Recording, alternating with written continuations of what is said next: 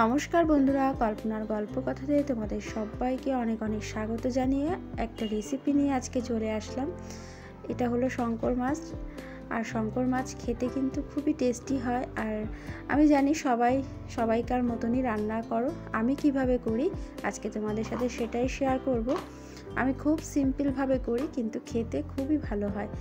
তো আশা করি তোমাদের আজকের রেসিপিটা খুবই ভালো লাগবে। আর ভালো লাগলে অবশ্যই কিন্তু একটা লাইক করে দিও। তো আমি মাছের মধ্যে লবণ আর হলুদ দিয়ে দিয়েছি, খুব সুন্দর করে মেখে নিচ্ছি। আর এই মাছটা এত সুন্দর করে রান্না করব, কেউ বুঝতেই পারবে না যে মাছ না মাংস। আর খুবই টেস্টি একটা মাছ, খেতেও খুব ভালো লাগে। আমি রান্নাটা সাদা তেলেই করব, তাই জন্য কড়াইতে সাদা তেল দিয়ে দিয়েছি।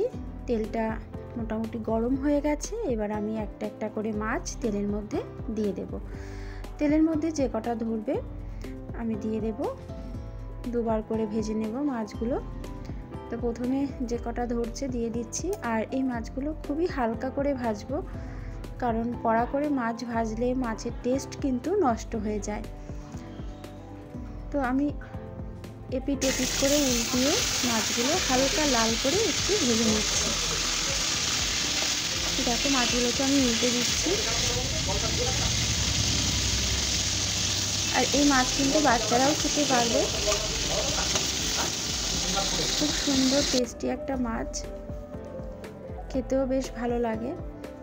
মাংসের স্বাদও হারিয়ে দেবে, এতটাই টেস্টি হয় এই মাছ খেতে। তো দেখো হালকা করে ভেজে নিয়েছি মাছগুলো। এবার আমি উঠিয়ে নিচ্ছি। একইভাবে সমস্ত মাছ আমি ভেজে নেব। আর এদিকে আমি একটা পেস্ট তৈরি করে নেব। আদা, পেঁয়াজ, লঙ্কা, রসুন সব কিছু একটা মিহি পেস্ট তৈরি করে নিয়েছি। আর এদিকে সমস্ত মাছও ভাজা হয়ে গেছে। মাছ ভাজার তেলের মধ্যেই আমি দিয়ে দেব একটা শুকনো লঙ্কা আর গোটা জিরে ফোড়ন। আমি কিন্তু পুরো রান্নাটাই কাঁচা লঙ্কা দিয়ে করব, ফোড়নেই শুধু একটা শুকনো লঙ্কা দিলাম।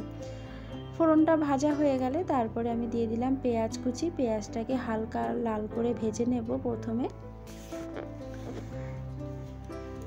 তো দেখো বন্ধুরা, পেঁয়াজটা ভাজা হয়ে গেছে। এবার যে আদা, রসুন, পেঁয়াজ, কাঁচা লঙ্কার যে পেস্ট তৈরি করেছিলাম সেই পেস্টটা দিয়ে দিলাম।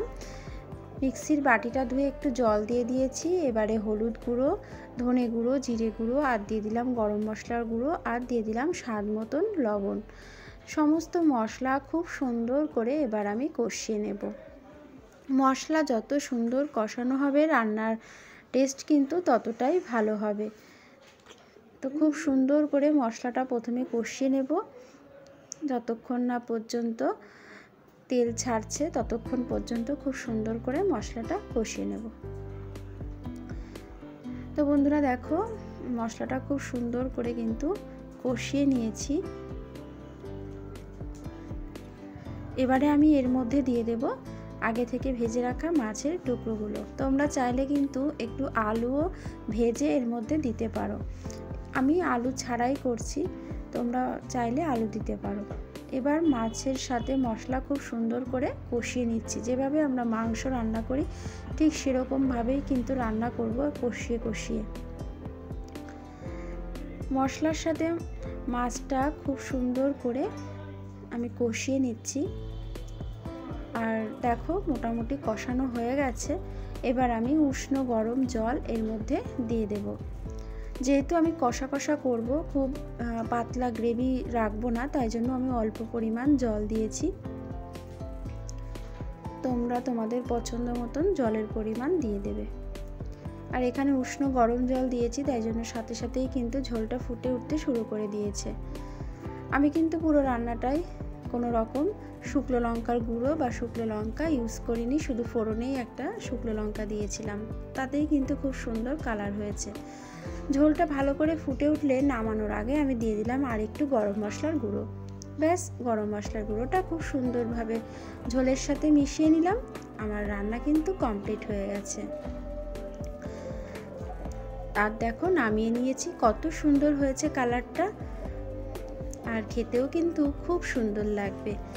আর এই মাছটা পরিবেশন করলে মাংসের স্বাদও হার মেনে যাবে, এতটাই টেস্টি হয় খেতে।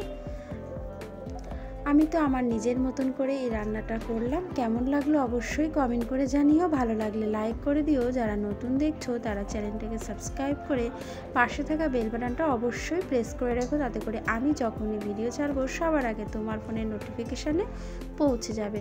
সবাই ভালো থেকো, সুস্থ থেকো, সাবধানে থেকো। দেখা হবে নতুন ভিডিওর সাথে। আজকের মতন এই পর্যন্ত, সবাইকে টাটা।